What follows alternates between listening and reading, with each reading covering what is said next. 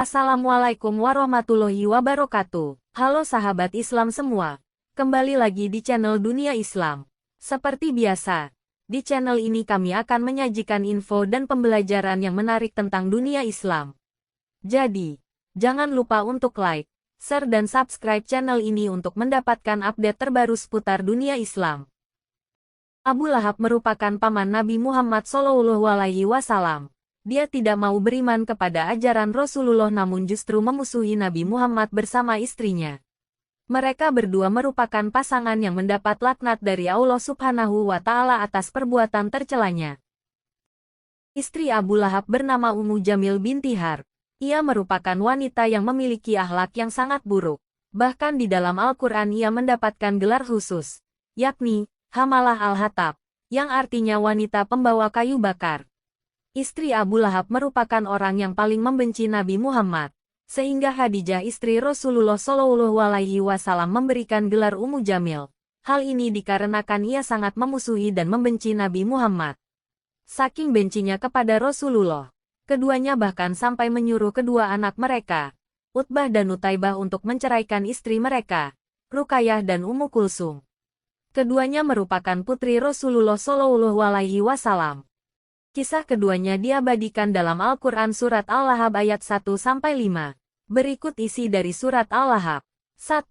Binasalah kedua tangan Abu Lahab dan benar-benar binasa dia. 2. Tidaklah berguna baginya hartanya dan apa yang dia usahakan. 3. Kelak dia akan memasuki api yang bergejolak. 4. Begitu pula istrinya, pembawa kayu bakar penyebar fitnah. 5. Di lehernya ada tali dari sabut yang dipintal.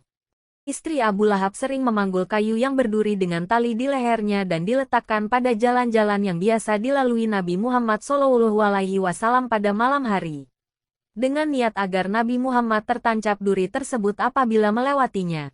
Lalu ia akan senang bila Rasulullah menginjak kayu berduri itu sampai terluka. Selain itu, ia juga suka mengadu domba dan memfitnah agar orang-orang Mekah membenci Nabi Muhammad SAW. Ia dijuluki sebagai pembawa kayu bakar karena dirinya yang suka membakar emosi, mengadu domba, dan menimbulkan kebencian orang-orang Mekah pada Islam. Ajalnya tidak jauh dari apa yang sering Ummu Jamil lakukan.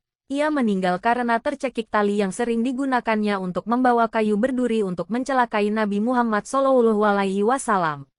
Di akhirat kelak, ia akan disiksa juga dengan tali seperti yang telah dijelaskan Allah Subhanahu wa Ta'ala dalam surah Al-Lahab sebelumnya, di mana tali tersebut terbuat dari api neraka jahanam yang sangat panas.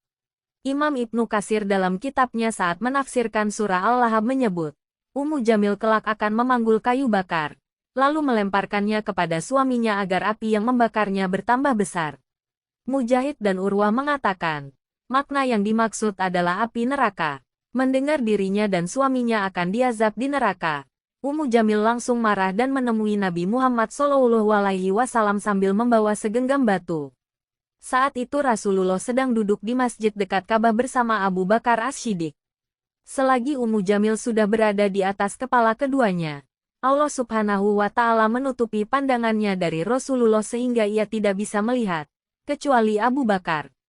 Ia lalu bertanya, "Wahai Abu Bakar, mana temanmu?" Ku dengar ia menyindirku. Demi Allah Subhanahu wa Ta'ala, andai kata aku melihatnya, tentu kutimpukan batu ini ke mulutnya. Demi Allah Subhanahu wa Ta'ala, aku adalah seorang penyair wanita. Lalu ia mengucapkan syair tersebut yang bunyinya, kami mungkir sekalipun ia membenci. Terhadap urusannya, kami tiada sudi. Terhadap agamanya, kami membenci. Setelah itu, Ummu Jamil pun pergi meninggalkan keduanya. Abu Bakar lantas bertanya kepada Rasulullah SAW, "Wahai Rasulullah, tidakkah engkau melihatnya dan ia melihat engkau?" Beliau menjawab, "Ia tidak melihatku, karena Allah Subhanahu wa Ta'ala telah menutupi pandangannya sehingga tidak bisa memandangku." Demikian kisah istri Abu Lahab. Mudah-mudahan kita bisa mengambil hikmah dari kisah tersebut bahwa kita tidaklah iri dengki dan suka memfitnah karena hal tersebut akan membuat kita celaka baik dunia maupun akhirat. Namun sebaliknya kita haruslah senantiasa berbuat baik terhadap sesama dan selalu beramal soleh.